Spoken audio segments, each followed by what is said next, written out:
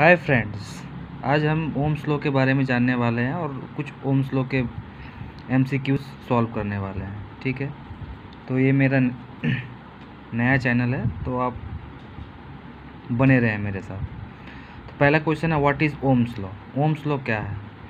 Option A है, current is directly proportional to the voltage, voltage is directly proportional to the resistance, voltage is directly proportional to the power, voltage is inversely proportional to the current.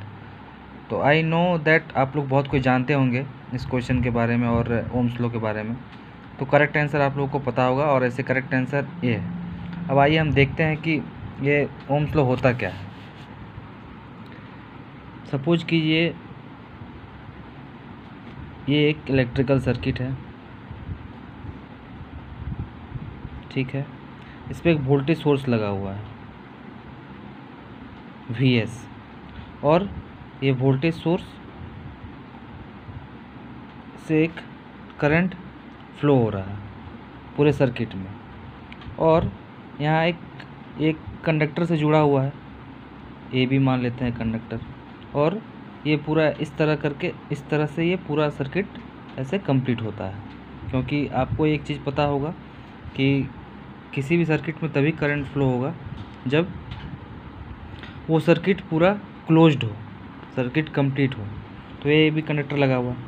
अब suppose कीजिए कि ये current जब यहाँ flow होगा तो यहाँ पे इस कंडक्टर का, ए से बी कंडक्टर का कुछ एक रेजिस्टेंस होगा। उस रेजिस्टेंस की वजह से इस करंट को जो है ये अपोज करेगा, ये रेजिस्टेंस अपोज करेगा। तो अपोज कर रहा है, इसका मतलब एक फोर्स लगा रहा। तो उस फोर्स की वजह से क्या होगा, यहाँ पे एक वोल्टेज डेवलप होगा, ठीक है। एक वोल्टेज डेवलप हुआ तो इस कंडक्टर के अक्रॉस का मतलब कि ये जो इस करंट को रोक रहा है जाने से, तो वो जो फोर्स लगा रहा है वो फोर्स एक्चुअल में क्या होता है, ईएमएफ होता है। उसको हम ईएमएफ बोलते हैं, इलेक्ट्रोमोटिव फोर्स। तो वो एक फोर्स से करंट को रोकता है, तो इसके कारण से एक फोर्स डेवलप हुआ यहाँ। सपोज कीजिए भी है, तो ये जो करंट है, ये जो फ्लो हो रहा है, ये जितना ज़्यादा करंट फ्लो होगा उतना ही ज़्यादा कंडक्टर जो है उसको अपोज भी करेगा, ठीक है। इसलिए इसको बोला जाता है I is directly proportional to भी। एक्चुअल में यही है हमारा ओम्स लॉ है, और ये एक कांस्टेंट टेम्परेचर पे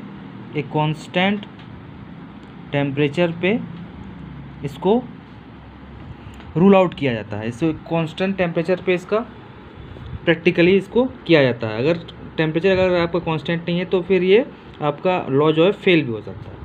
तो ये करंट जो है आई एस, ये डायरेक्टली प्रोपोर्शनल टू क्या होता है, वी के। मतलब कि अगर वी आपका इंक्रीज़ होगा तो अगर आई अगर इंक्रीज़ होगा तो वी भी इंक्रीज़ होगा, वी इंक्रीज़ होगा तो आपका आई भी इंक्रीज़ होगा।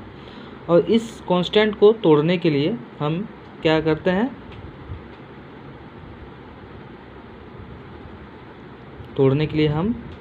एक प्रोपोर्शनलिटी कांस्टेंट को हटाने के लिए हम एक कांस्टेंट लगाते हैं, जो क्या है मेरा आर क्या है, कांस्टेंट। और इसी आर को हम रेजिस्टेंस भी बोलते हैं, रेजिस्टेंस। तो आपको समझ में आ गया होगा कि ओम्स लॉ क्या है। Okay, thank you.